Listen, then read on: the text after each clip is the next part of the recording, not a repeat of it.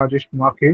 He's serving as the AGM Legal at the National Bank for Agriculture and Rural Development. So we are truly honored by your presence. Your practical experience and legal insight will surely make this session highly enriching and insightful. We also warmly welcome all the participants who have joined this session. Your presence reflects your commitment to learning and your serious preparation for the future. Thank you, and I cordially invite uh, Mr. Rajesh Kumar K to grace the stage. Yeah, thank you for your warm welcome. Uh, as I told in the last session, we would be going with a mix of language, Malayalam as well as in English. That is first thing. Second thing, why I chose to take plain today is because of the simple reason that uh, civil suit begins with presentation of a plaint, and you know that without a plaint, a suit cannot be instituted or a suit cannot come. This is one part. And second part is, if you look at the municipal magistrate exams, definitely there will be a question from that area also, because it covers a vast area, starting from section 26 of the CPC to order 4, 6, and 7. 7 is the most important uh, order in that area. It covers, it contain around 17 rules in order 17, order 7. So I would be focusing mainly on the various intricacies of filing the suit and then the proceedings thereafter. And I would be taking you through the latest judgments as well as some settled laws also. And if possible, not today, I would be taking you to some of the questions which asked earlier related to this topic. Why I told like that is because once you understand the intricacies today, it will be easier for us to understand the problems already asked, and you will be able to identify the solutions for that. And without that, if I start telling today the problems and the solutions, it won't work. So starting from section 26, I have the PPT with me. So I would be presenting the PPT to you. Please give me some time. Is the PPT visible for all?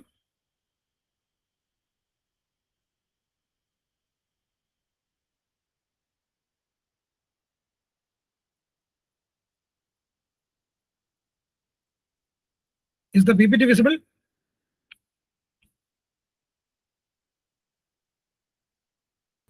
No, sir. Not visible. Okay, let me check.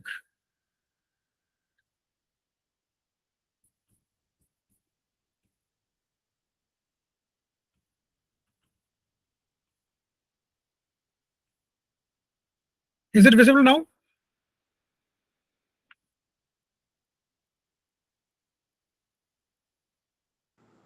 No, sir. Okay, let me.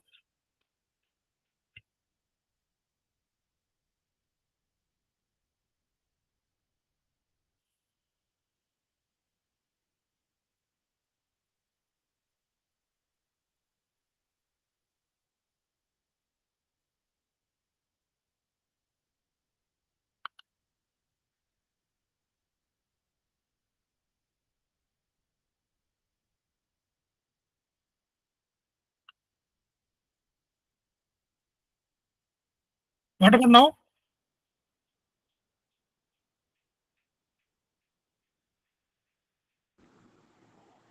So it's still not visible. Oh, sorry. So I will stop presentation and then will come back.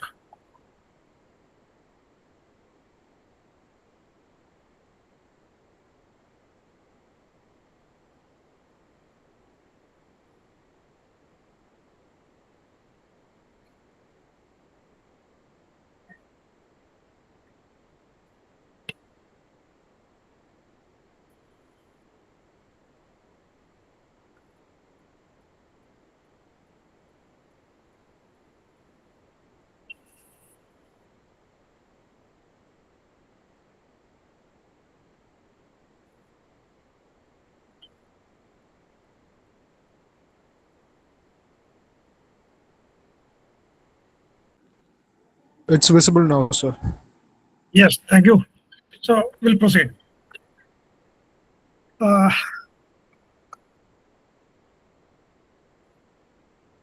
so I already told that the plane is described in section 26 as well as in order 4 and basically in 7 and also to some extent in 6 also. So how the sections interlinked or the orders interlinked, I will explain. And I think I need not explain the verbatim of the section or order or the rule.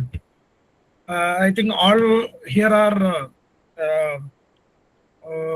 the practicing lawyers who are pursuing for exams, in the sense after completing the degree, I suppose.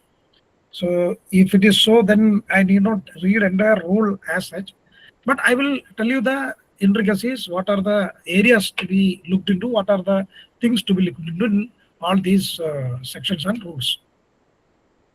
So as you know, that civil suit begins with the institution of a plaint, which you might have learned at your college. So plaint means what? It's a complaint in criminal law.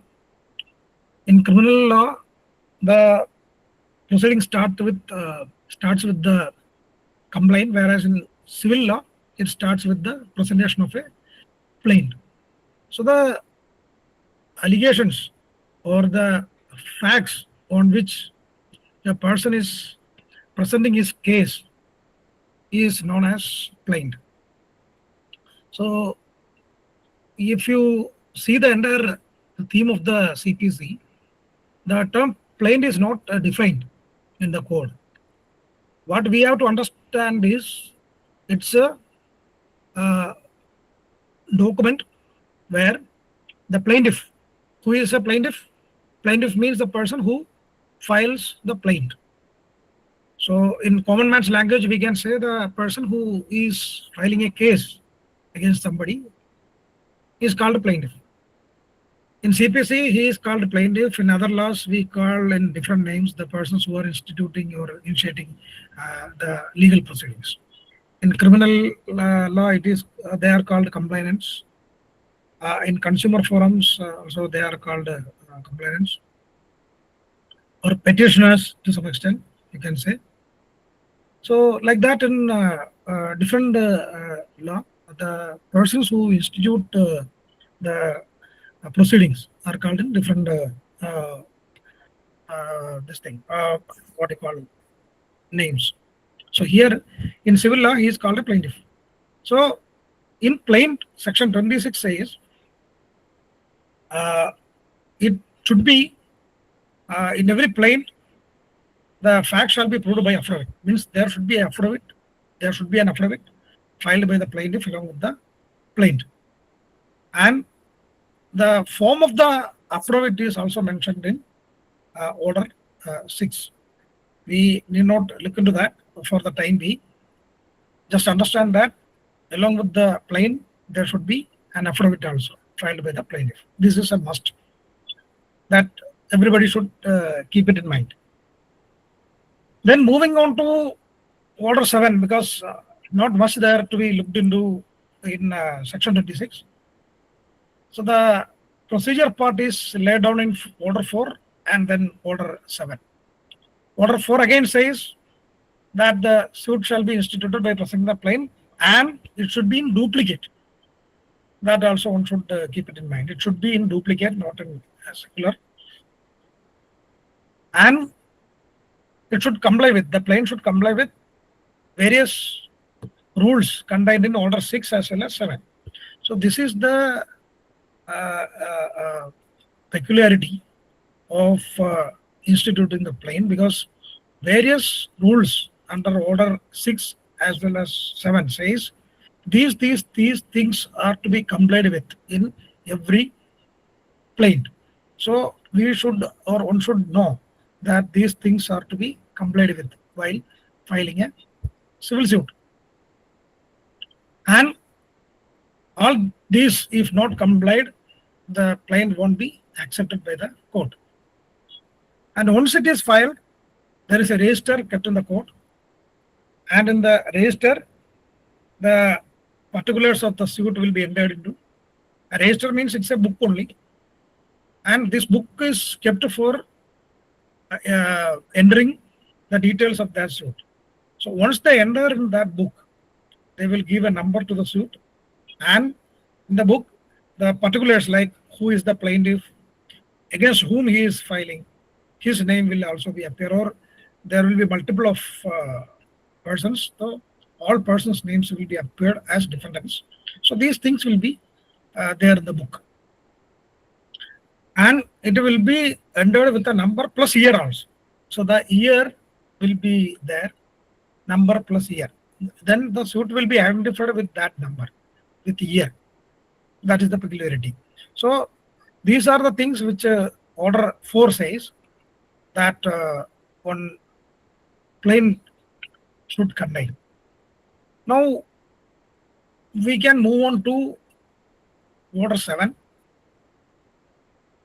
As I already told, there are 17 rules in that, and among which the important, I would say, the rules are Rule 10, 11, and to some extent 13 also. But other rules you should have a glance, and you should have a fair idea about that. Okay, and those are not, of course, for practicing lawyers, it is not a big deal, but of course, those who are into theories, they should know something about other rules also, because on exam point of view, it can be asked from anywhere. But as I told, 10, 11, 13, we cannot overlook. That we need to understand properly with some case laws also.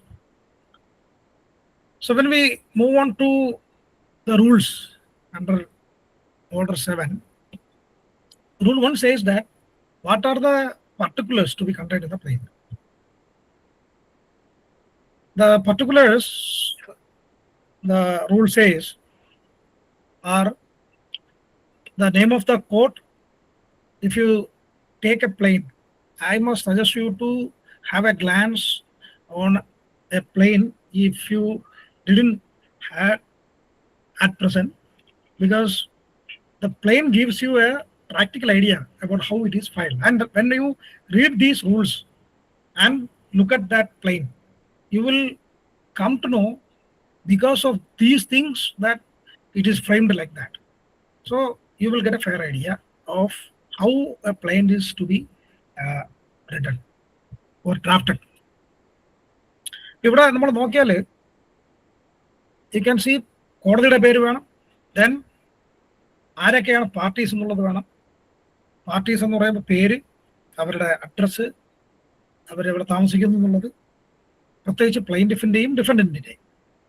ഇനി ഡിഫൻഡൻറ്റിൻ്റെ കാര്യം വരുമ്പോൾ ഒരു കാര്യം കൂടെ അവിടെ പറയുന്നത് എന്താണെന്ന് പറഞ്ഞാൽ, ചിലപ്പോൾ ചില ഡിഫൻഡൻസിനെ നമുക്ക് കൃത്യമായി അവരുടെ പ്ലേസ് ഓഫ് റെസിഡൻസ് ഒക്കെ അറിയില്ലായിരിക്കും, എവിടെയാണ് താമസിക്കുന്നതെന്നോ. ഇപ്പോൾ നമ്മളെ പറ്റിച്ചിട്ട് ഒരാൾ പോയി, നമ്മൾ അയാൾക്കെതിരെ കേസ് ഫയൽ ചെയ്യുന്നു, അയാൾ എവിടെ പോയി എവിടെ താമസമുണ്ട് എന്ന് നമുക്ക് അറിയില്ല. പക്ഷേ ചില ആൾക്കാർ പറഞ്ഞുകൊണ്ട് നമുക്കറിയാം ഇന്ന ഏരിയയിൽ എവിടെയോ ഉണ്ട്. അപ്പോൾ so far as that can be ascertained, that can be included in the plaint as a description. അങ്ങനെ ഒരു കാര്യം ഈ കോഡിൽ പറഞ്ഞിട്ടുണ്ട്. ദെൻ എന്താണ് നോക്കേണ്ടത്? പ്ലെയിൻറ്റിഫോ ഡിഫൻഡന്റോ മൈനർ ആണെങ്കിൽ that need to be mentioned over there. ഇനി പേഴ്സൺ ഓഫ് അൺസൗണ്ട് മൈൻഡ് ആണെങ്കിൽ അതും പറഞ്ഞിരിക്കണം, ഒരു സ്റ്റേറ്റ്മെന്റ് അതിനെ സംബന്ധിച്ച് പറഞ്ഞിരിക്കണം. അതുപോലെ തന്നെ ഈ കോസ് ഓഫ് ആക്ഷൻ എന്താണ് എന്ന് വെച്ചാൽ, എന്തിനു വേണ്ടിയാണ് ഈ കേസ് ഫയൽ ചെയ്തത്, എന്താണ് നമ്മുടെ ഇഷ്യൂ. ഒരു ആൾക്കെതിരെ കേസ് ഫയൽ ചെയ്യുമ്പോൾ എന്തിന് ഇത് എഗെയിൻസ്റ്റ് ആയിട്ടാണ് ഫയൽ ചെയ്തത്, എന്താണ് നമ്മുടെ ഇഷ്യൂ എന്നുള്ളത് കൃത്യമായി പറയുന്നത്. അതിനെ പറയുന്നത് സിവിലിൽ കോസ് ഓഫ് ആക്ഷൻ എന്നാണ്. അത് കൃത്യമായി പറഞ്ഞിരിക്കുന്നതാണ്. ഇതിനെ സംബന്ധിച്ച് പല റൂളിങ്സ് ഉണ്ട്, ജഡ്ജ്മെന്റ്സ് ഉണ്ട്. കോസ് ഓഫ് ആക്ഷൻ ഇല്ലെങ്കിൽ ആ സൂട്ട് അഡ്മിറ്റ് ചെയ്യേണ്ട ആവശ്യമില്ല, കോടതി ഫയലിൽ എടുക്കേണ്ട ആവശ്യം തന്നെ ഇല്ല, അല്ലെങ്കിൽ എടുത്താൽ പോലും അതിനെ റിജക്ട് ചെയ്യാം എന്ന് പറയുന്ന ഒരുപാട് ജഡ്ജ്മെന്റ്സ് ഉണ്ട്. അതുപോലെ തന്നെ ഈ കോടതി എവിടെയാണ് നമ്മൾ ആ ക്ലെയിന്റ് ഫയൽ ചെയ്യുന്നത്, ആ കോടതിക്ക് ആണ് ജൂറിസ്ഡിക്ഷൻ ഉള്ളത്, അല്ലെങ്കിൽ കോടതിക്ക് ജൂറിസ്ഡിക്ഷൻ ഉണ്ട് എന്നുള്ളത് നമ്മൾ എഴുതണം. എന്ത് റിലീഫാണ് നമ്മൾ ക്ലെയിം ചെയ്യുന്നത്? റിലീഫ് എന്ന് പറഞ്ഞാൽ പാർട്ടിക്കെതിരെ, ഡിഫൻഡന്റിനെതിരെ നമ്മൾ എന്താണ് ആവശ്യപ്പെടുന്നത്. അപ്പൊ നമ്മൾ പറയാണ് അയാൾ എൻ്റെ പ്രോപ്പർട്ടിയിൽ പ്രവേശിക്കാൻ പാടില്ല, അല്ലെങ്കിൽ എൻ്റെ പ്രോപ്പർട്ടി അന്യാധീനപ്പെടുത്താനായിട്ട് ശ്രമിക്കുന്നു, അത് ചെയ്യാൻ പാടില്ല. അപ്പൊ അങ്ങനെ കൃത്യമായ ഒരു റിലീഫ് അതിനകത്ത് ഉണ്ടാവണം എന്നുള്ളതും മറ്റൊരു പ്രധാനപ്പെട്ട കാര്യമാണ് എന്ന് പറയുന്നുണ്ട്. അതുപോലെ തന്നെ പ്ലെയിന്റിഫ് ഒരു സെറ്റ് ഓഫ് ഇതിനകത്ത് ആവശ്യപ്പെടുകയാണ് എങ്കിൽ, സെറ്റ് ഓഫ് എന്ന് പറഞ്ഞാൽ ഡിഫൻഡന്റുമായിട്ട് നേരത്തെ തന്നെ ചില ഇടപാടുകളുണ്ട്, അത് പോയിട്ട് ബാക്കിയുള്ളത് എനിക്ക് കിട്ടിയാൽ മതി എന്ന് പറയുന്നതിനാണ് സെറ്റ് ഓഫ് എന്ന് പറയുന്നത്. അല്ലെങ്കിൽ എൻ്റെ ഏതെങ്കിലും ഒരു പർട്ടിക്കുലർ ക്ലെയിം ഞാനത് റിലിങ്ക്വിഷ് ചെയ്യുന്നു, വേണ്ടാന്ന് വെക്കുന്നെങ്കിൽ അത് കൃത്യമായി പറയണം. അതിൽ എമൗണ്ട് എത്രയാണ് നമ്മൾ റിലിങ്ക്വിഷ് ചെയ്തതെന്നുള്ളത് പറയണം. അതുപോലെ തന്നെ ഏറ്റവും അവസാനപ്പെട്ട പ്രധാനപ്പെട്ട ഒരു കാര്യം എന്ന് പറയുന്നത് value of the subject matter of the suit. എല്ലാ സ്യൂട്ടിനും ഒരു വാല്യുവേഷൻ ഉണ്ടാവണം. നിങ്ങൾ പഠിച്ചിട്ടുള്ളവരാണ്. വാല്യുവേഷൻ എന്ന് പറയുന്നത് ഒരു പ്രധാനപ്പെട്ട ഘടകമാണ് സിവിൽ സ്യൂട്ടിനെ സംബന്ധിച്ച്. അപ്പോൾ എല്ലാ സിവിൽ സ്യൂട്ടിലും വാല്യുവേഷൻ ഉണ്ടായിരിക്കണം. ആ വാല്യുവേഷനെ തുടർന്നാണ് എന്ത് തീരുമാനിക്കുന്നത്, ജൂറിസ്ഡിക്ഷനും അതുപോലെ തന്നെ കോർട്ട് ഫീ. എല്ലാ സ്യൂട്ടും ഫയൽ ചെയ്യുമ്പോൾ, ക്ലൈന്റ് ഫയൽ ചെയ്യുമ്പോൾ അതിനകത്തൊരു കോർട്ട് ഫീ ഇൻവോൾവ് ആണ്. കോടതിയിൽ ഫീസ് അടയ്ക്കണം. അപ്പോൾ ആ ഫീസ് എത്ര എന്ന് ഡിറ്റർമിൻ ചെയ്യുന്നത് it is based on the valuation of the suit ആണ്. അപ്പം നിങ്ങൾക്കറിയാം, വാല്യുവേഷന് ഡിറ്റർമിൻ ചെയ്യാനായിട്ട് പ്രത്യേക ഒരു ആക്ട് തന്നെ ഉണ്ട്. കോർട്ട് ഫീ ആൻഡ് സൂട്ട് വാല്യുവേഷനായിട്ട് നിങ്ങൾ പഠിക്കും എന്നാണ് എൻ്റെ വിശ്വാസം. ഈ എക്സാമിന് അതും ഒരു പ്രധാനപ്പെട്ട ആക്ടാണ്. അപ്പോൾ അങ്ങനെ ഒരു ആക്ട് തന്നെ, പ്രത്യേക നിയമം തന്നെ കൊണ്ടുവരുന്നതിൻ്റെ കാരണം സ്യൂട്ട് വാല്യൂ ചെയ്യുന്നത് എങ്ങനെയാണെന്നും അത് ഇവിടെ ഞാൻ പറയുന്നില്ല. അത് വാല്യൂ ചെയ്യുന്നതിൻ്റെ അടിസ്ഥാനത്തിലാണ് ജൂറിസ്ഡിക്ഷനും ആ കോടതിയിൽ അടയ്ക്കേണ്ട ഫീസും തീരുമാനിക്കുന്നതെന്നുള്ളത് മനസ്സിലാക്കുക. അപ്പോൾ ഇത്രയും കാര്യങ്ങൾ അതിനകത്ത് വരണം എന്നുള്ളതാണ് റൂൾ 1 പറയുന്നത്. റൂൾ 2 പറയുന്നു, മണി സ്യൂട്ട് ആണെങ്കിൽ എത്രയാണ് നമ്മൾ റിക്കവർ ചെയ്യാനായിട്ട് ആവശ്യപ്പെടുന്നത്, അത് കൃത്യമായ ആ പ്രിസൈസ് എമൗണ്ട് പറഞ്ഞിരിക്കണം എന്നുള്ളതാണ് അതിനകത്ത് പറയുന്ന ഒരു പ്രധാനപ്പെട്ട കാര്യം. അപ്പോൾ മണി സ്യൂട്ടിൽ the amount must be very clear, specific, it cannot be evasive. എന്തെങ്കിലും എഴുതി വെച്ച് പോകാൻ പാടില്ല. ഇനി പ്ലെയിന്റിഫ് മറ്റെന്തെങ്കിലും തരത്തിലുള്ള നേട്ടം കിട്ടാനായിട്ട് കൂടെ ഉദ്ദേശിച്ചുകൊണ്ടാണ് ഈ സ്യൂട്ടുകൾ ഫയൽ ചെയ്യുന്നതെങ്കിൽ അത് ഒരു എമൗണ്ട് കൃത്യമായി പറഞ്ഞിട്ടില്ലെങ്കിൽ പോലും ഒരു അപ്രോക്സിമേറ്റ് ആയിട്ടുള്ള എമൗണ്ട് കാര്യത്തിൽ പറയണം. എങ്കിൽ മാത്രമേ ആ സ്യൂട്ട് മണി സ്യൂട്ടിൻ്റെ കാര്യത്തിൽ അഡ്മിറ്റ് ചെയ്യുള്ളൂ എന്നും കൂടെ മനസ്സിലാക്കുക. അപ്പോൾ മണി സ്യൂട്ടിൻ്റെ കാര്യത്തിൽ എമൗണ്ട് സ്പെസിഫിക് ആയിരിക്കണം എന്നുള്ളത് മറക്കാൻ പാടില്ല. പ്രിസൈസ് എമൗണ്ട് അതിൽ പറഞ്ഞിരിക്കണം എന്നുള്ളതാണ്. അതുപോലെ തന്നെ ഇതിനകത്ത് മറ്റൊരു കാര്യം പറയുന്നത്, ഇൻട്രസ്റ്റ്, പലിശ ആവശ്യപ്പെടുന്നുവെങ്കിൽ ആ പലിശയും കൃത്യമായി അതിനകത്ത് പറഞ്ഞിരിക്കണം. അതിനെ സംബന്ധിച്ചൊരു സ്റ്റേറ്റ്മെന്റ് എഴുതിയിരിക്കണം എന്ന് പറയുന്നുണ്ട്. ഇത് മണി സ്യൂട്ടിൻ്റെ കാര്യത്തിലാണ്, ഓർമ്മിച്ചുകൊള്ളണം. അതുപോലെ തന്നെ ഒരു കൊമേഴ്ഷ്യൽ ട്രാൻസാക്ഷനുമായിട്ട് ബന്ധപ്പെട്ടാണ് ഇൻട്രസ്റ്റ്, പലിശ ആവശ്യപ്പെടുന്നതെങ്കിൽ അതും കൃത്യമായി പറയണം. ഇതൊരു കൊമേഴ്ഷ്യൽ ട്രാൻസാക്ഷനുമായിട്ട് ബന്ധപ്പെട്ടാണ് എന്ന് പറയണം. അപ്പോൾ ഇത്തരത്തിലുള്ള ചില കാര്യങ്ങൾ മണി സ്യൂട്ടിനെ സംബന്ധിച്ച് ഓർമ്മിക്കേണ്ടതാണ്. അതുപോലെ തന്നെ ഇൻട്രസ്റ്റ് എന്ന് പറയുന്നത് ഏത് റേറ്റിനാണ് ക്ലെയിം ചെയ്യുന്നത്, നമ്മൾ ഉദ്ദേശിക്കുന്ന എമൗണ്ട്, എത്ര എമൗണ്ടിനാണ് ഇൻട്രസ്റ്റ് നമ്മൾ പലിശ ആവശ്യപ്പെടുന്നത് എന്നുള്ളത് കൃത്യമായി പറഞ്ഞിരിക്കണം എന്നും ഇതിൽ പറയുന്നുണ്ട്. അപ്പോൾ അക്കാര്യങ്ങളാണ് മണി സ്യൂട്ടിൽ ഓർമ്മിക്കാനുള്ള കാര്യങ്ങൾ, പ്രധാനപ്പെട്ട പോയിന്റായിട്ട് നിങ്ങൾ മനസ്സിലാക്കാനുള്ളത്. അപ്പോൾ മണി സ്യൂട്ടിൽ എമൗണ്ട് സ്പെസിഫിക് ആയിരിക്കണം. അതേസമയം മിൻസ് പ്രോഫിറ്റ് പോലെയുള്ള കാര്യങ്ങളുണ്ടെങ്കിൽ അതിനകത്ത് ആ എമൗണ്ട് അപ്രോക്സിമേറ്റ് ആയിട്ടെങ്കിലും പറഞ്ഞിരിക്കണം. ഇൻട്രസ്റ്റ് എന്ന് പറയുന്നത് ആവശ്യപ്പെടുന്നുണ്ടെങ്കിൽ ആ ഇൻട്രസ്റ്റിനെ സംബന്ധിക്കുന്ന ഒരു സ്റ്റേറ്റ്മെന്റ് അതിലുണ്ടായിരിക്കണം. അത് കൊമേഴ്ഷ്യൽ ട്രാൻസാക്ഷൻ ആണ് എന്നുണ്ടെങ്കിൽ അതും കൃത്യമായി പറഞ്ഞിരിക്കണം. അതുപോലെ തന്നെ പ്ലീഡിങ്സിൽ ഏത് എമൗണ്ടിന്റെ പുറത്താണ് ഇൻട്രസ്റ്റ് ആവശ്യപ്പെടുന്നത് തുടങ്ങിയ കാര്യങ്ങൾ അതിനകത്ത് പറഞ്ഞിരിക്കണം എന്നുള്ളതാണ് ഒരു പ്രധാനപ്പെട്ട കാര്യമായി പറയുന്നത്. എനിക്ക് പറയാനുള്ളത്, ഇതിനകത്ത് എന്തെങ്കിലും ആർക്കെങ്കിലും മനസ്സിലാകാതെയോ അല്ല ഞാൻ ഫർദർ എക്സ്പ്ലെയിൻ ചെയ്യേണ്ടതുണ്ടെങ്കിൽ ഞാൻ വീണ്ടും ചെയ്യാൻ തയ്യാറാണ്. എപ്പോഴും നിങ്ങൾ ആവശ്യപ്പെട്ടാൽ മതി. ഒരു ചെറിയ പ്രശ്നം എന്ന് പറഞ്ഞാൽ മെസ്സേജ് അയച്ചാൽ ചിലപ്പോൾ കണ്ടില്ല എന്ന് വരും. ഇതിനകത്ത് പെട്ടെന്നത് മനസ്സിലാക്കാൻ കഴിഞ്ഞില്ലെന്ന് വരും. എന്തായാലും സാരമില്ല, നിങ്ങൾ പറഞ്ഞു കഴിഞ്ഞാൽ ഞാൻ വീണ്ടും രണ്ടാമത് വീണ്ടും എക്സ്പ്ലെയിൻ ചെയ്യാനായിട്ട് ബുദ്ധിമുട്ടില്ല. ഓക്കെ, അപ്പോൾ ഇതാണ് റൂൾ 2, ഓർഡർ 7 റൂൾ 2 പറയുന്ന പ്രധാനപ്പെട്ട കാര്യങ്ങൾ. മറ്റൊന്ന്,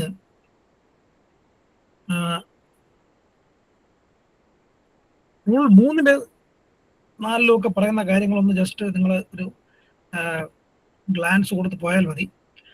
എൻ്റെ ഒരു അഡ്വൈസ് എന്ന് പറയുന്നത് ഒരു റൂളും ഒഴിവാക്കിക്കൊണ്ട് പോകരുത്, ഒരു റീഡിംഗ് വേണം. ഡയറക്റ്റ് അതുപോലെ ഒന്ന് വായിച്ചു പോവുക എന്നുള്ളത് നിങ്ങൾ മനസ്സിലാക്കി വയ്ക്കുക. അതേസമയം പ്രോബ്ലം വരുന്ന ഏരിയാസ് കുറച്ചുകൂടെ ഒന്ന് തറവാക്കണം with latest case laws and settled case laws. Rule 3 പറയുന്നത് ഒരു ഇമ്മൂവബിൾ പ്രോപ്പർട്ടിയാണ് സ്യൂട്ടിലെ സബ്ജക്റ്റ് മാറ്റർ എങ്കിൽ, അതായത് ഒരു ഭൂമിയെ സംബന്ധിക്കുന്ന ഒരു മാറ്ററാണ്, വഴക്കാണ്, അതാണ് നമ്മൾ കോടതിയിൽ പോയിട്ടുള്ളതെങ്കിൽ ആ പ്രോപ്പർട്ടിയെ ഐഡന്റിഫൈ ചെയ്യാൻ ഉതകുന്ന രീതിയിലുള്ള ഡിസ്ക്രിപ്ഷൻസ് ആ സ്യൂട്ടിൽ കൊടുത്തിരിക്കണം എന്നുള്ളതാണ് മറ്റൊരു പ്രധാനപ്പെട്ട കാര്യമായിട്ട് പറയുന്നത്.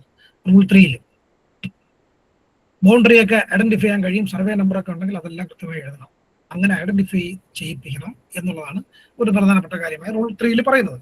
അപ്പം നിങ്ങൾ സ്യൂട്ട് എടുത്ത് പരിശോധിച്ചാൽ, സിവിൽ സ്യൂട്ടുകൾ പരിശോധിച്ചാൽ, അത് പ്രോപ്പർട്ടി മാറ്റർ ആണെങ്കിൽ കൃത്യമായി കാണും ഈ പ്രോപ്പർട്ടിയുടെ ഷെഡ്യൂൾ എന്ന് പറയുന്നത് ഇന്നതാണ് എന്ന് പറഞ്ഞ് അതിന്റെ ബൗണ്ടറി മറ്റും കൃത്യമായി പറഞ്ഞിരിക്കും. റൂൾ 4 പറയുന്നു റെപ്രസെന്റേറ്റീവ് കപ്പാസിറ്റിയിലാണ് സ്യൂട്ട് ഫയൽ ചെയ്തിട്ടുള്ളത്. അപ്പം നമ്മൾ ചിലപ്പോൾ കേസ് ഫയൽ ചെയ്യുന്നത് എനിക്ക് വേണ്ടി തന്നെ അല്ല, മറ്റൊരാൾക്ക് വേണ്ടി ആണെങ്കിൽ കൂടിയും ഫയൽ ചെയ്യാം. അപ്പൊ അത്തരത്തിലുള്ളതിനാണ് റെപ്രസെന്റേറ്റീവ് കപ്പാസിറ്റി എന്ന് പറയുന്നത്. അങ്ങനെ ഞാൻ മറ്റാരെങ്കിലും റെപ്രസെന്റ് ചെയ്യുന്നു. ഇപ്പോൾ റെപ്രസെന്റ് ചെയ്യുക എന്ന് പറയുമ്പോൾ പല രീതിയിലുണ്ട്. ഫോർ എക്സാമ്പിൾ, ഞാനിപ്പോൾ ഒരു ട്രസ്റ്റിന്റെ ട്രസ്റ്റിയാണ്, അല്ലെങ്കിൽ ഞാനൊരു സൊസൈറ്റിയുടെ സെക്രട്ടറിയാണ്.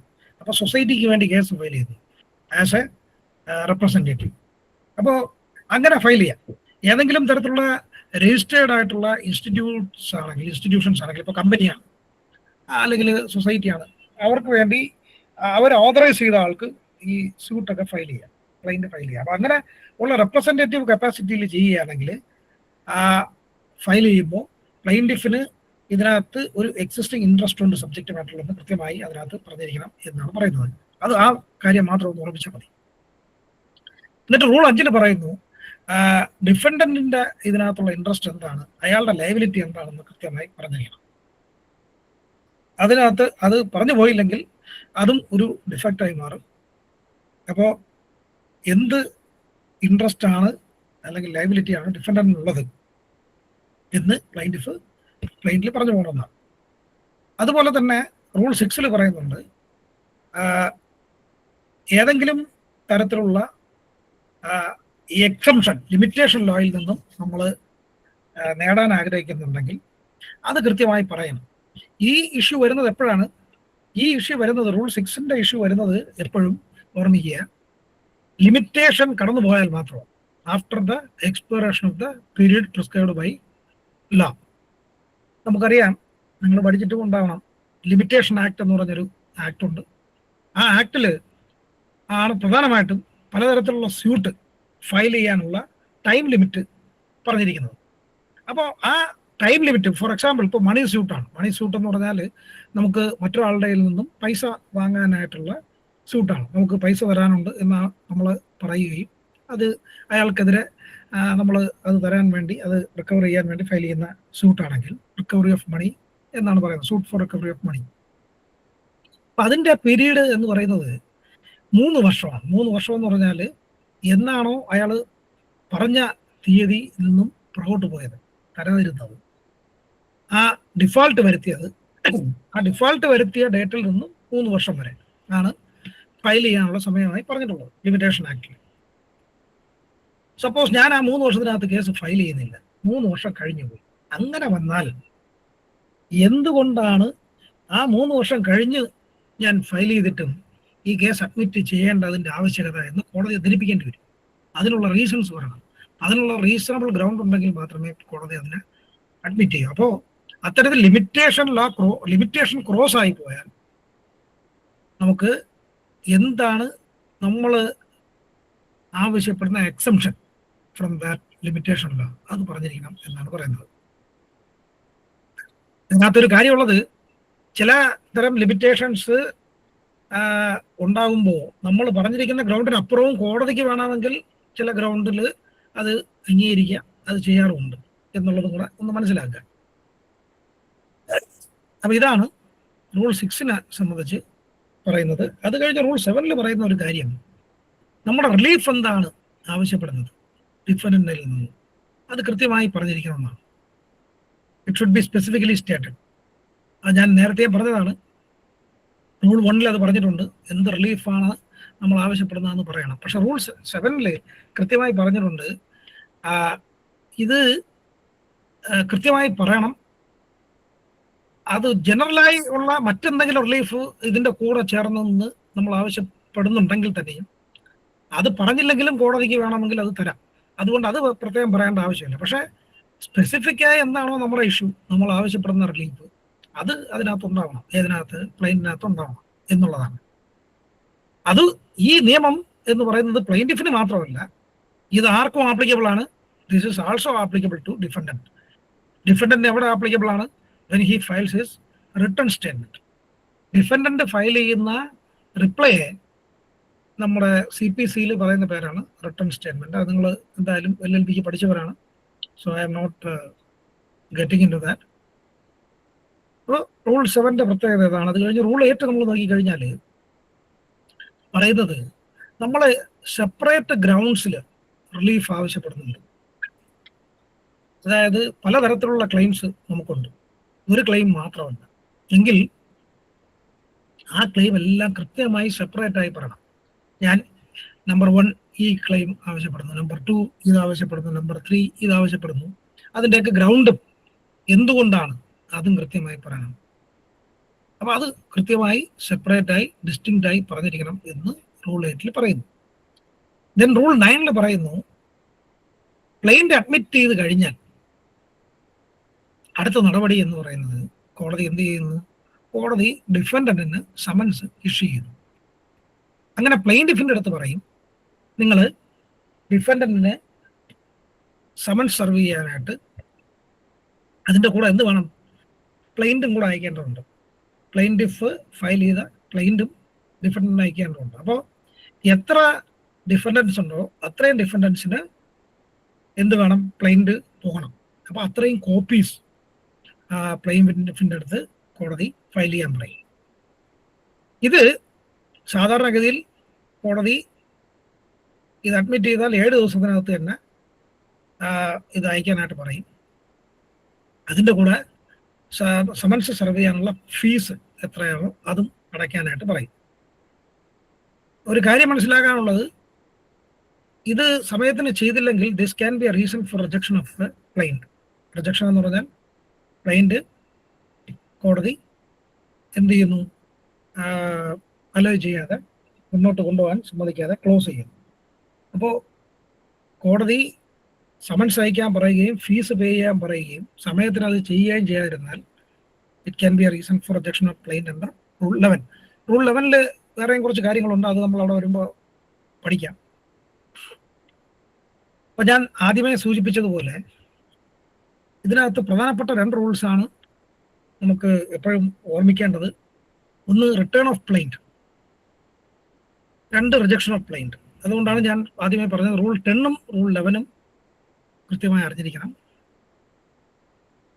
അത് പറയുമ്പോൾ റൂൾ 9ഉം ഒന്ന് അറിഞ്ഞിരിക്കേണ്ടതാണ്. കാരണം റൂൾ 9ൻ്റെ നമ്മൾ നേരത്തെ പറഞ്ഞ ആ ഒരു കണ്ടീഷൻ, സമയത്തിന് കാര്യം ചെയ്യാതിരുന്നാൽ it can be a reason for rejection of plaint എന്നുള്ളത് ഉള്ളതുകൊണ്ട് we should know that these are interconnected.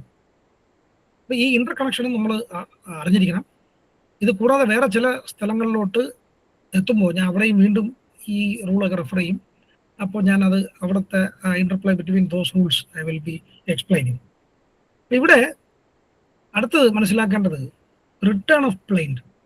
എന്താണ് റിട്ടേൺ എന്നുള്ളതാണ്.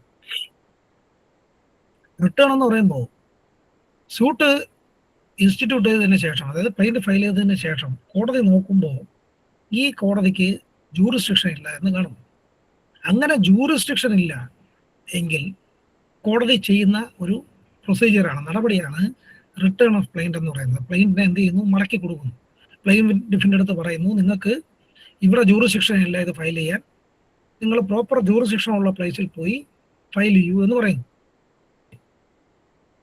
ഇത് ചെയ്തു കഴിഞ്ഞാൽ, റിട്ടേൺ ചെയ്തു കഴിഞ്ഞാൽ, എന്നാണ് റിട്ടേൺ ചെയ്തത് എന്നുള്ളത് ജഡ്ജ് ആ പ്ലെയിനിൽ എഴുതും, ആരാണിത് പ്രസന്റ് ചെയ്തതെന്നുള്ളത് എഴുതും, എന്നിട്ട് എന്തുകൊണ്ടാണ് റിട്ടേൺ ചെയ്തതെന്നുള്ളതിൻ്റെ ഒരു ബ്രീഫ് സ്റ്റേറ്റ്മെന്റും അതിലെഴുതും. ഇത്രയും ജഡ്ജിന്റെ ജോലിയാണ്.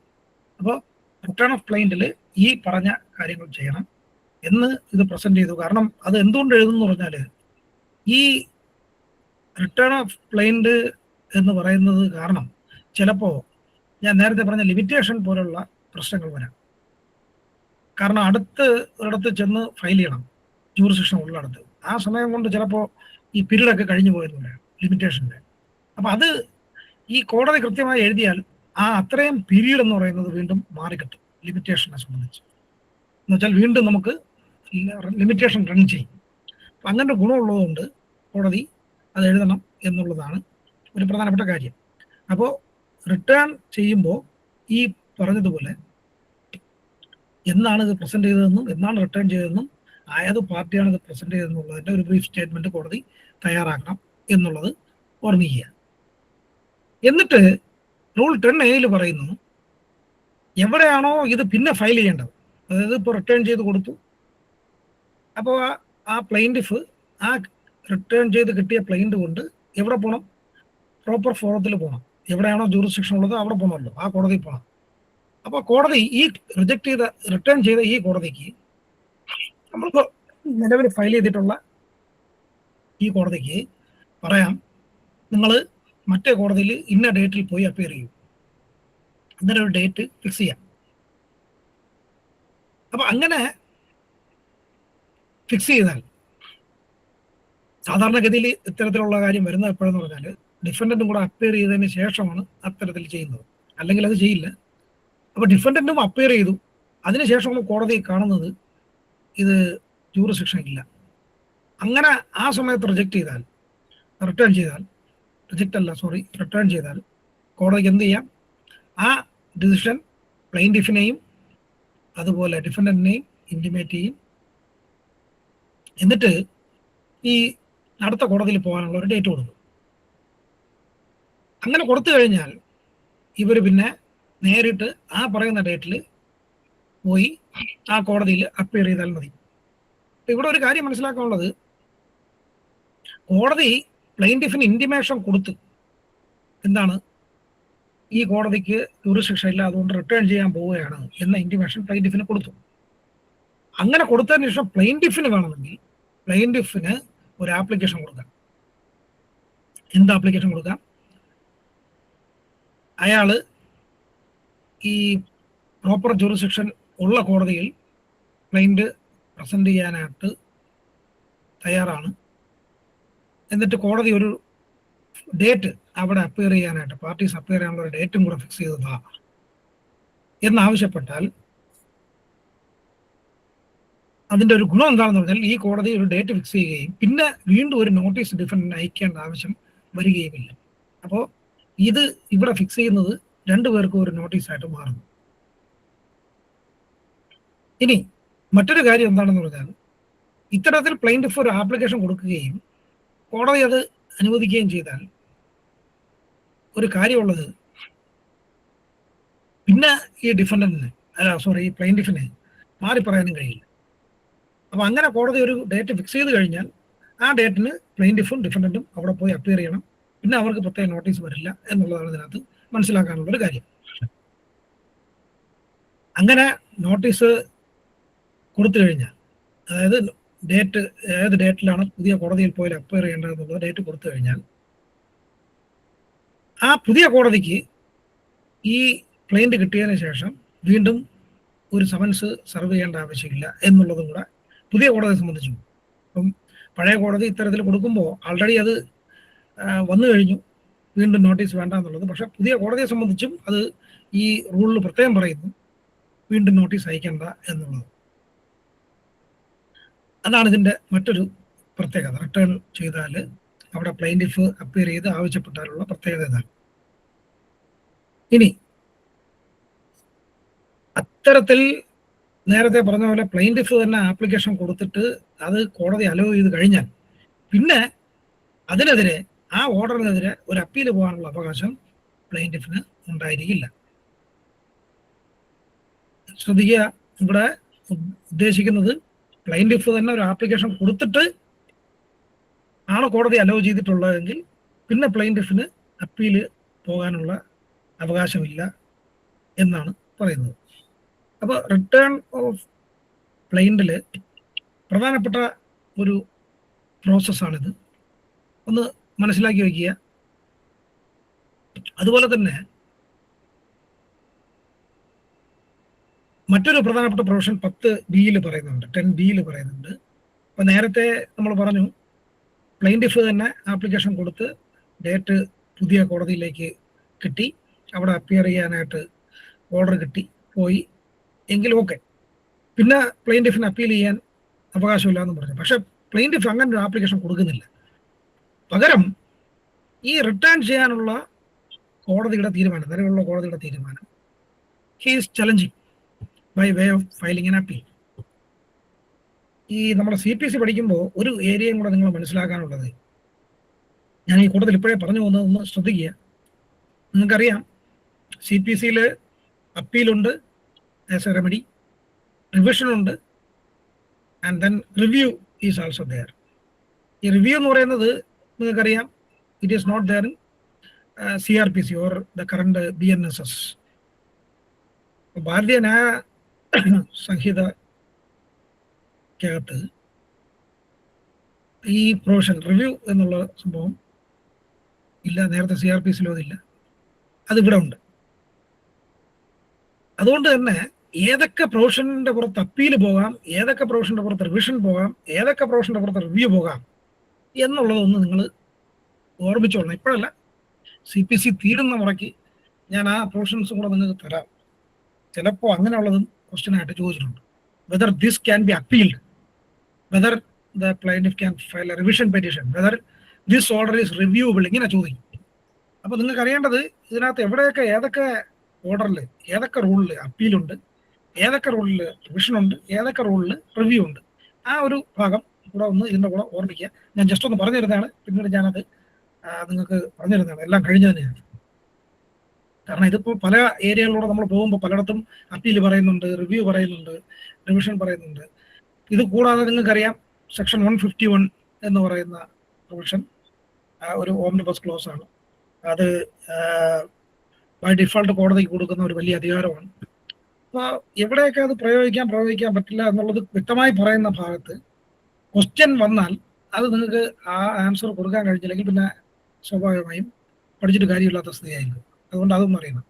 ഇവിടെ റിട്ടേൺ ഓഫ് പ്ലെയിൻറ്റ് എന്ന് പറയുന്നത് ഈസ് അപ്പീലബിൾ ഓർഡറാണ്, it is an appealable order. അപ്പം ഇത് അപ്പലേറ്റ് കോർട്ടിൽ കൊടുക്കാം ആർക്ക്, പ്ലെയിൻറ്റിഫിന്. അങ്ങനെ കൊടുത്തു കഴിഞ്ഞാൽ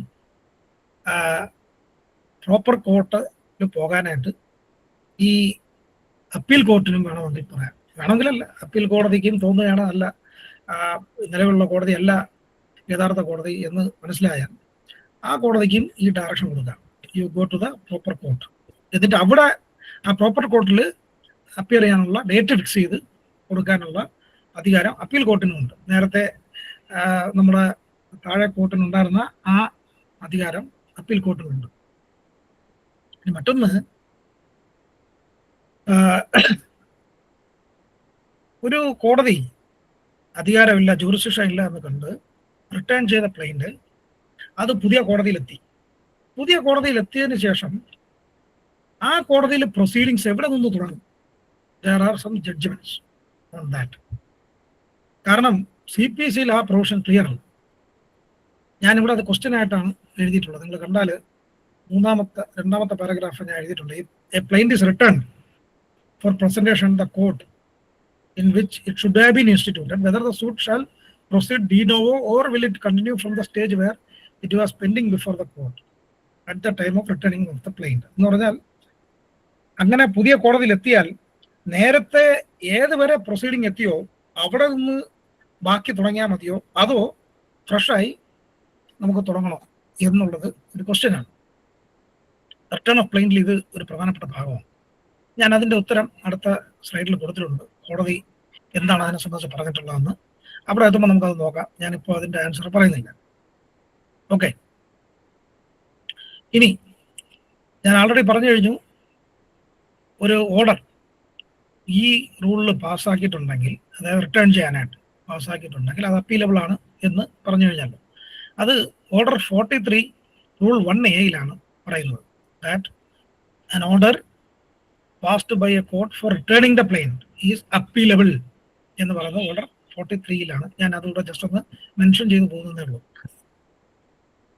ഓക്കെ, ഇത്രയും കാര്യങ്ങൾ ഇവിടെ മനസ്സിലാക്കുക. ഈ കേസ് നോക്കുക. സുപ്രീം കോടതി 2014 ONGC versus modern construction company എന്ന് പറയുന്ന കേസിൽ പറഞ്ഞതാണ്. എന്ത് പറഞ്ഞു? When a plaint is filed in the proper court after getting returned from the wrong court, it cannot be said to be a continuation of the suit. The suit must be deemed to commence when the plaint is filed in the proper court. എന്ന് പറഞ്ഞാൽ എന്ത് മനസ്സിലായി?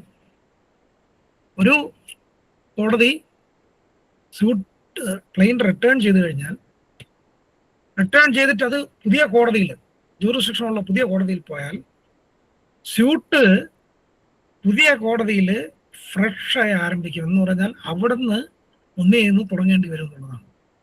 അപ്പോൾ നേരത്തെ ഉള്ള കോടതി ഏത് stage വരെ എത്തിയാലും ശരി, അവിടുന്ന് വീണ്ടും കണ്ടിന്യൂവേഷൻ ആയിരിക്കില്ല പുതിയ കോടതിയിൽ. പിന്നെയോ പുതിയ കോടതിയിൽ the suit must deemed to commence when the plaint is filed in the proper court.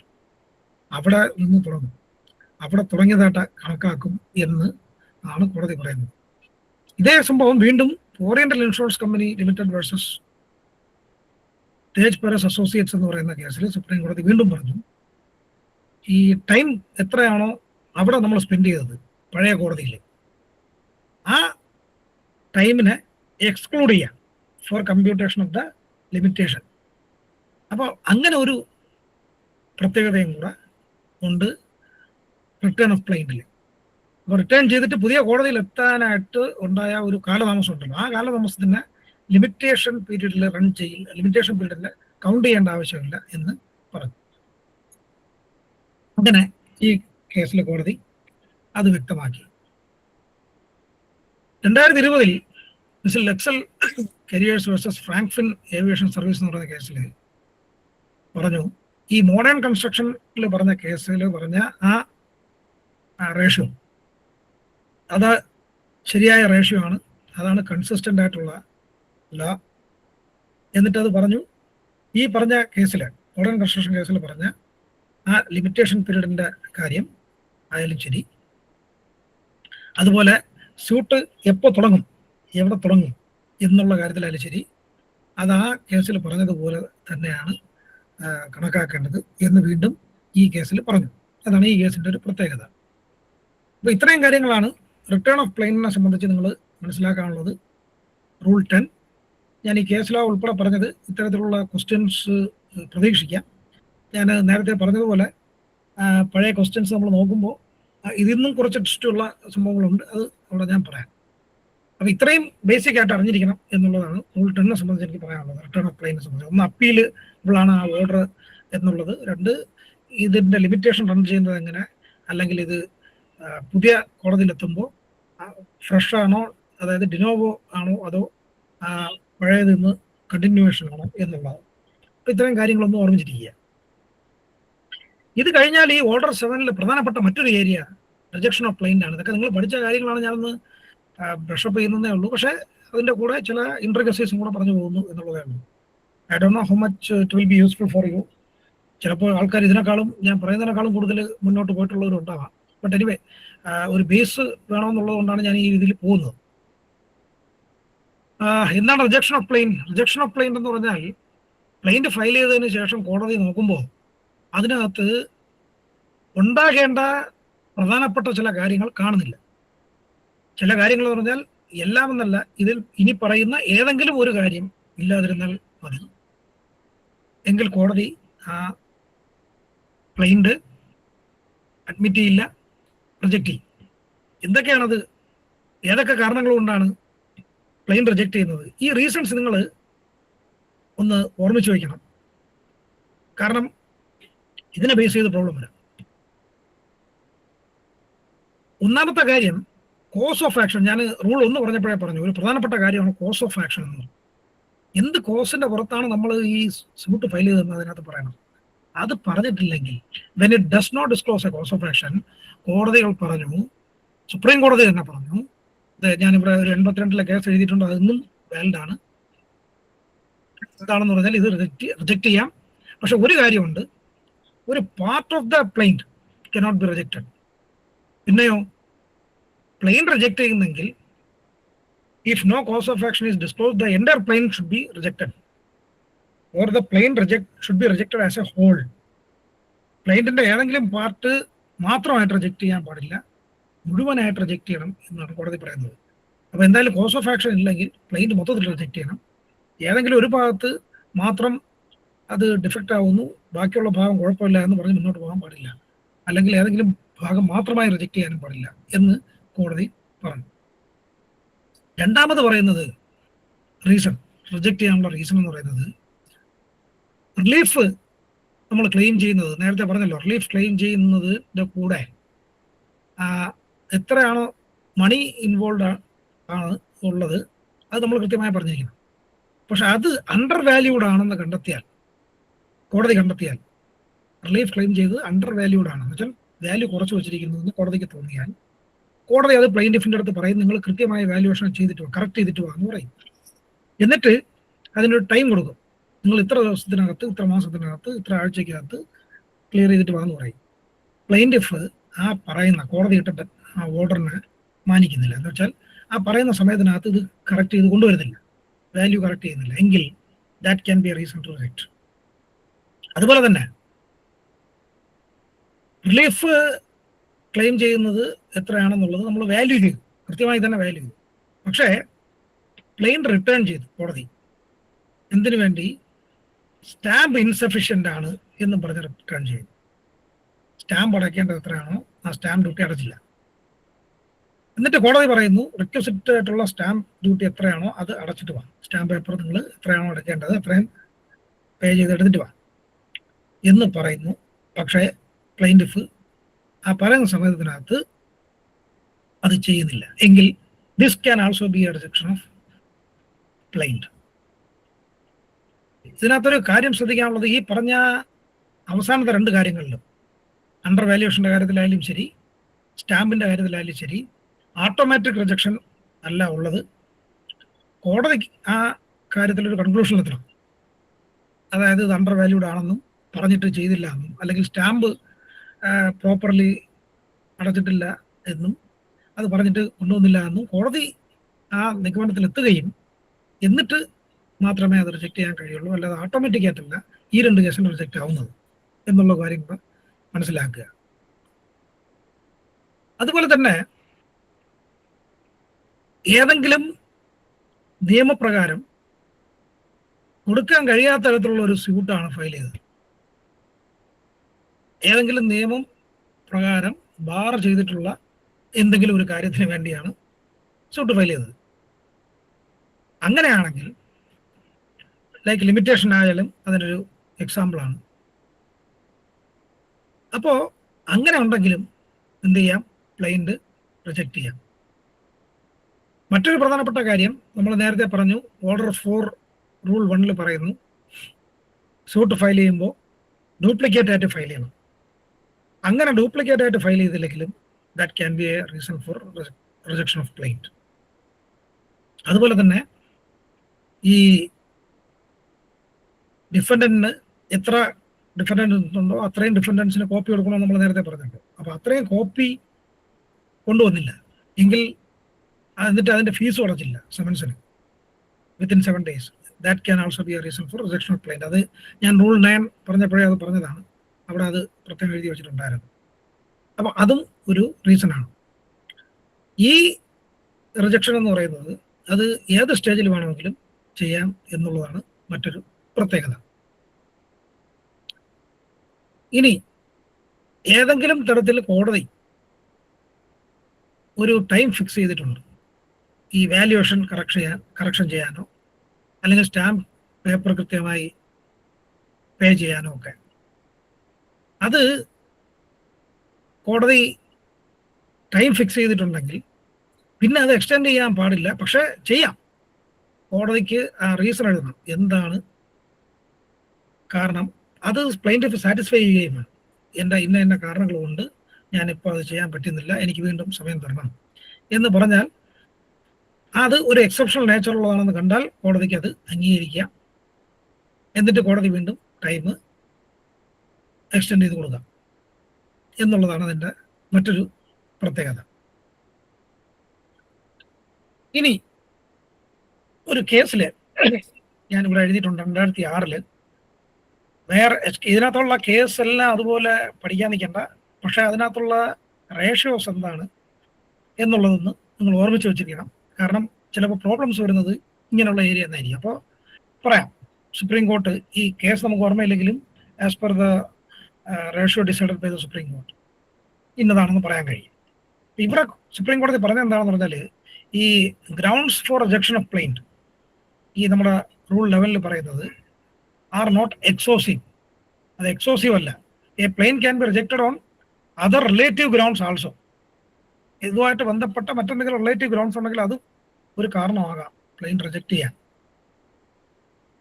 അതായത് ഇപ്പോൾ പ്ലെയിൻറ്റ് വെക്സേഷ്യസ് ആണ് അല്ലെങ്കിൽ മെറിറ്റ്ലെസ് ആണ്, not disclosing a clear right to sue, അങ്ങനെയൊക്കെ കാണുകയാണെങ്കിൽ on those grounds also court can reject the plaint എന്ന് supreme കോടതി പറഞ്ഞിട്ടുണ്ട്. അത് ഇന്നും റിലവൻ്റ് ആണ്. കാരണം ഇപ്പോഴും കോടതി അതേ സ്റ്റാൻഡിൽ തന്നെയാണ് നിൽക്കുന്നത്. Madhav Prasad Agarwal versus axis bank എന്ന് പറയുന്ന ഒരു കേസിൽ 2019 പറഞ്ഞു, ക്ലൈന്റ് ഞാൻ നേരത്തെ പറഞ്ഞ പോലെ can either be rejected as a whole or not at all. It is not permissible to reject plaint any particular portion of a plaint including against some of the defendants. അപ്പോൾ plaint reject ചെയ്യുമ്പോൾ ഏതെങ്കിലും ഡിഫൻഡിനെതിരെ reject ചെയ്യാമോ എന്ന് കേട്ടാൽ അതും പാടില്ല. Plaint reject ചെയ്യുന്നെങ്കിൽ it should be rejected in its entirety. അതാണ് ഇതിനകത്ത് മനസ്സിലാക്കാനുള്ള ഒരു കാര്യം. സുപ്രീം കോടതി അത് ഈ കേസിൽ എടുത്ത് പറഞ്ഞു. Rajendra Bajoria and others versus Hemant Kumar Jalan എന്ന് പറയുന്ന 2021 കേസിൽ സുപ്രീം കോടതി ഈ പറഞ്ഞ ഒരു കാര്യം, ആ കേസിലൊരു ഹൈക്കോടതിയുടെ ഡിവിഷൻ ബെഞ്ച് പ്ലെയിൻ റിജക്റ്റ് ചെയ്യുകയും അതിൻ്റെ കാരണം കോസ് ഓഫ് ആക്ഷൻ അതിനകത്ത് കാണിച്ചിട്ടില്ല എന്ന് പറയുകയും ചെയ്താണ് റിജക്റ്റ് ചെയ്തത്. അതുപോലെ തന്നെ റിലീഫ് ക്ലെയിം ചെയ്തത് നിയമപരമായി നിലനിൽക്കില്ല എന്ന് പറഞ്ഞു. അങ്ങനെ ആണ് അത് റിജക്റ്റ് ചെയ്തത്. ആ കേസിൽ സുപ്രീം കോടതി പറഞ്ഞു, ഓർഡർ 7 റൂൾ 11 CPCയുടെ പ്രധാനപ്പെട്ട ഓബ്ജക്റ്റ് അല്ലെങ്കിൽ അതിൻ്റെ അണ്ടർലൈൻ പ്രിൻസിപ്പിൾ എന്ന് പറയുന്നത് എന്താണെന്ന് പറഞ്ഞാൽ, if a plaint does not disclose a cause of action the court cannot permit a plaint to unnecessarily protract the proceedings. Cause of action കൃത്യമായി പറഞ്ഞില്ല എന്ന് വെച്ചാൽ അതിൻ്റെ അർത്ഥം പ്ലെയിൻറ്റിഫ് വെറുതെ ഒരു കേസ് കൊടുത്ത് ഇങ്ങനെ കോടതിയുടെ സമയം കളയുന്നു, ആ ഡിഫൻഡിനെ വെറുതെ നടത്തിക്കുന്നു എന്ന് കാണണം എന്നാണ് കോടതി പറയുന്നത്. അപ്പോൾ കോസ് ഓഫ് ആക്ഷൻ ഇല്ലെങ്കിൽ എത്രമാത്രം സീരിയസ് ആയിട്ടാണ് കോടതികൾ അതിനെ കാണുന്നത് എന്ന് മനസ്സിലാക്കാനാണ് ഞാനിത് തന്നിട്ടുള്ളത്. അപ്പോൾ മനസ്സിലാക്കുക, കോസ് ഓഫ് ആക്ഷൻ ഇല്ലെങ്കിൽ പ്ലെയിൻറ്റ് വിൽ ബി റിജക്റ്റഡ്. മറ്റൊരു കേസ് ശ്രീഹരി ഹനുമാൻ ദാസ് തൊട്ടാല വേഴ്സസ് ഹേമന്ത് വിത്തൽ കാമത്ത് എന്ന് പറയുന്ന കേസിൽ 2001 സുപ്രീം കോടതി പറഞ്ഞു, റെസ് ജുഡിക്കേറ്റ എന്ന് പറയുന്നത് പ്ലെയിൻ റിജക്ട് ചെയ്യാനായിട്ട് ഒരു കാരണമാവരുത് എന്ന് പറയുന്നു. Cannot be a ground for rejection of plaint. എന്താണ് റെസ് ജുഡിക്കേറ്റ എന്ന് നിങ്ങൾക്ക് പഠിച്ചിട്ടുണ്ടോ അറിയാമായിരിക്കും, പക്ഷെ നമ്മൾ വേറൊരു പാർട്ടിൽ പ്രത്യേകം റെസ് ജുഡിക്കേറ്റ പറയുന്നുണ്ട്, അവിടെ ഞാനത് വ്യക്തമാക്കി തരാം. ഇവിടെ നിങ്ങൾ ഇത്രയും മനസ്സിലാക്കുക, res judicata cannot be a ground for rejection of plaint. അപ്പോൾ ഇത് ബേസ് ചെയ്തൊരു ക്വസ്റ്റ്യൻ വന്നാൽ ഓർമ്മിക്കുക, ഇങ്ങനൊരു സുപ്രീം കോടതി ഡിസിഷൻ ഉണ്ട്. അപ്പോൾ res judicata cannot be a ground for rejection of the plaint എന്ന് മനസ്സിലാക്കുക. കാരണം എന്താണെന്ന് പറഞ്ഞാൽ, since an adjudication of the plea of res judicata requires consideration of the pleadings, issues and decision in the previous suit, such a plea will be beyond the scope of order 7 എന്നാണ് പറയുന്നത്. കാരണം statement പ്ലെയിനിൽ എന്താണോ ഉള്ളത് അത് മാത്രം വെച്ചുകൊണ്ട് അത്തരത്തിൽ ഒരു കൺക്ലൂഷനിൽ റെസ് ജുഡിക്കേറ്റയെ സംബന്ധിച്ച് എത്താൻ പാടില്ല. അത് പിന്നീട് ട്രയൽ സമയത്ത് നോക്കി ചെയ്യേണ്ട ഒരു കാര്യമാണ്. അപ്പോൾ അതുകൊണ്ട് സാധാരണഗതിയിൽ റെസ് ജുഡിക്കേറ്റ പറഞ്ഞുകൊണ്ട് പ്ലെയിൻ റിജക്റ്റ് ചെയ്യാൻ പാടില്ല. പ്രീവിയസ് സൂട്ട് ആൾറെഡി ഉണ്ട് എന്ന പേരിൽ ഫയൽ ചെയ്യാൻ, അത് റിജക്റ്റ് ചെയ്യാൻ പാടില്ല തുടക്കത്തിൽ തന്നെ എന്നാണ് ഈ കേസിൽ പറയുന്നത്. 2025 കഴിഞ്ഞ വർഷം മെയ്യിൽ Vinod infra developers versus Mahaveer Lunia എന്ന് പറയുന്ന കേസിൽ സുപ്രീം കോടതി പറഞ്ഞു claim cannot be dismissed in its entirety merely because one of the relief sought is legally untenable, provided that other reliefs are maintainable. എന്ന് പറഞ്ഞാൽ ഏതെങ്കിലും ഒരു റിലീഫ് ലീഗൽ അല്ല, പക്ഷെ ബാക്കിയെല്ലാം കുഴപ്പമില്ലാത്തതാണ് എങ്കിൽ ക്ലൈന്റ് ഒരിക്കലും ഡിസ്മിസ് ചെയ്യരുത് എന്നാണ് പറയുന്നത്. കോടതി പറഞ്ഞതാണത് കഴിഞ്ഞ വർഷം. കോടതി പറഞ്ഞെന്താണെന്ന് പറഞ്ഞാൽ ഈ ഒരു ക്ലെയിം റിജക്ട് ചെയ്യാനായിട്ടുള്ള ആപ്ലിക്കേഷൻ പരിഗണിക്കുമ്പോൾ അണ്ടർ ഓർഡർ 7 റൂൾ 11 സെലക്റ്റീവ്ലി ചില പ്രയറിനെ മാറ്റുകയും ചില പ്രയറിനെ മാത്രം എടുത്തുകൊണ്ട് നോക്കുന്ന രീതി ശരിയല്ല. കാരണം സാധാരണഗതിയിൽ പ്ലെയിൻറ്റിഫ് എന്ന് പറയുന്ന ആള് പലതരത്തിലുള്ള ഗ്രീവൻസസ്, മൾട്ടിപ്പിൾ ഗ്രീവൻസസ് കൊണ്ടുവരും. അതിൽ ചിലത് അൺസസ്റ്റൈനബിൾ ആയിരിക്കും. പക്ഷേ ഏതെങ്കിലുമൊക്കെ ട്രയബിൾ ആയിട്ടുള്ള ക്ലെയിംസ് ഉണ്ടെങ്കിൽ അതിനെ ട്രയൽ ചെയ്ത് കൊണ്ടുപോകണം. ആ അൺസസ്റ്റൈനബിൾ ആയിട്ടുള്ളതിനെ മാറ്റി നിർത്തുക, അതാണ് ചെയ്യേണ്ടത്. അതിന് പകരം ഇത്തരത്തിൽ ഉള്ള അൺസസ്റ്റൈനബിൾ ആയിട്ടുള്ള ഏതെങ്കിലും ഗ്രീവൻസ് ക്ലെയിം അയാളുടെ ഉണ്ടെന്നും പറഞ്ഞ് എൻ്റെ ക്ലൈന്റ് റിജക്റ്റ് ചെയ്യുന്നത് ശരിയല്ല എന്ന് ഈ കേസിൽ കോടതി പറഞ്ഞു. ഒരു കഴിഞ്ഞ ആഴ്ച വന്ന ഒരു ജഡ്ജ്മെൻ്റാണ് Manjula and others versus DA Srinivas. എൻ്റെ ഒരു പ്രത്യേകത എന്ന് പറഞ്ഞാൽ ഈ രണ്ട് ജഡ്ജ്മെൻറ്റും ഒരേ ജഡ്ജി തന്നെയാണ് ഓർഡർ ചെയ്തത്, അല്ലെങ്കിൽ ആ ബെഞ്ച് പ്രധാനമായിട്ടും ഒരേ ബെഞ്ച് തന്നെയായിരുന്നു എന്നുള്ളതാണ്. അപ്പോൾ അവരുടെ ഒരു കൺസിസ്റ്റൻസിയാണ് നമുക്ക് മനസ്സിലാക്കാൻ കഴിയുന്നത് ഇക്കാര്യത്തിൽ. സുപ്രീം കോടതി പറഞ്ഞത് എന്താണെന്ന് പറഞ്ഞാൽ ട്രയൽ കോർട്ട്സ് ഒരു meaningful and wholesome reading ക്ലയൻറ്റിന് കൊടുക്കണം to see if a statutory bar has been concealed by way of clever drafting. എന്തെങ്കിലും തരത്തിലുള്ള സ്റ്റാറ്റ്യൂട്ടറി ബാർ മറച്ചു വച്ചിട്ടുണ്ടോ by way of clever drafting, നല്ല രീതിയിലുള്ള ഡ്രാഫ്റ്റിംഗ് നടത്തി അത്തരത്തിലുള്ള പാടില്ലാത്ത തരത്തിലുള്ള എന്തെങ്കിലും സ്റ്റാറ്റ്യൂട്ടറി ആയിട്ട് പാടില്ലാത്ത എന്തെങ്കിലും കാര്യങ്ങൾ കൊണ്ടുവന്നിട്ട് അതുകൊണ്ട് ട്രയൽ നടത്താൻ പോകുന്നുണ്ടോ നോക്കണം എന്ന് കോടതി പറഞ്ഞത്. ഒരു കാര്യം കൂടെ പറഞ്ഞു, client is liable to be rejected if there is a material suppression of fact. അത്തരത്തിലുള്ള എന്തെങ്കിലും മെറ്റീരിയൽ സപ്രഷൻ കാര്യം പറയാതിരുന്നാൽ അതും ഒരു റീസൺ ആവാം ടു റിജക്ട് ക്ലൈന്റ് എന്ന് പറയുന്നത്. അപ്പോൾ ഇതാണ് ഇതിൻ്റെ മറ്റൊരു പ്രത്യേകത, മെറ്റീരിയൽ സപ്രഷൻ ഓഫ് ഫാക്ട്. ഇത് നമ്മൾ ആ റൂളിൽ നോക്കിക്കഴിഞ്ഞാൽ റൂളിൽ ഞാൻ നേരത്തെ 6 പ്രൊവിഷൻസ് പറഞ്ഞതിൽ അതില്ല. ഇവിടെ പറയുന്നു, ഇപ്പോൾ ലേറ്റസ്റ്റ് ആയിട്ട് പറയുന്നു, മെറ്റീരിയൽ സപ്രഷൻ ഉണ്ടെങ്കിൽ അതും ഒരു റിജക്ഷനുള്ള റീസണാണ്. അപ്പോൾ ഫ്രിവലസ് ആയിട്ടുള്ള സ്യൂട്ട്സിനെ ലോവർ കോർട്ട്സ് കട്ട് ചെയ്യണം, റിജക്റ്റ് ചെയ്യണം എന്നുള്ളതാണ് കോടതി ഇവിടെ പറയുന്ന പ്രധാനപ്പെട്ട കാര്യം. അപ്പോൾ അത്രമാത്രം കോടതി റിജക്ഷന് അല്ലെങ്കിൽ സ്യൂട്ടിൻ്റെ ഇൻട്രിക്കസീസിനെ നോക്കിക്കാണുന്നു എന്നുള്ളതാണ് ഇവിടെ മനസ്സിലാക്കാനുള്ളത്. അപ്പോൾ ഇത്രയാണ് ക്ലൈൻറ്റിനെ സംബന്ധിച്ച് ഞാൻ ഇന്ന് നിങ്ങൾക്ക് മുമ്പിൽ പറയാനായിട്ട് ഉദ്ദേശിച്ച കാര്യങ്ങൾ. ഇതിൽ ഏതെങ്കിലും കാര്യം റിപ്പീറ്റ് ചെയ്യണോ എങ്കിൽ റിപ്പീറ്റ് ചെയ്യാം. ഇത് കൂടാതെ ഞാൻ നിങ്ങൾക്ക് ക്വസ്റ്റ്യൻ, നേരത്തെ പ്രീവിയസ് ക്വസ്റ്റ്യൻസിനെ ആധാരമാക്കി ഉള്ള ഒരു സെഷനും കൂടെ ഇതിന് ഞാൻ തരുന്നതാണ്. Yes, now up to you. Time is up. So, does anybody have any doubts or queries regarding the topic that sir has taken today?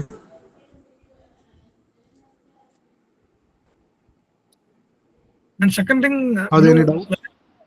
Whether Yes, this sir. flow is correct or whether I need to be more specific or I need to skip the provisions, how it works. No, sir. Your style is quite astute, sir. So there is no need to change the flow or the tempo of it. It's really good. Yes, okay. Thank you. Thank you for the feedback. Sure, sir. So there are no doubts. Yeah, it seems. Even if it is there, it can be asked in the next class also. No issue. Okay, sir. Okay. I will share the PPT. As we, sure, sir.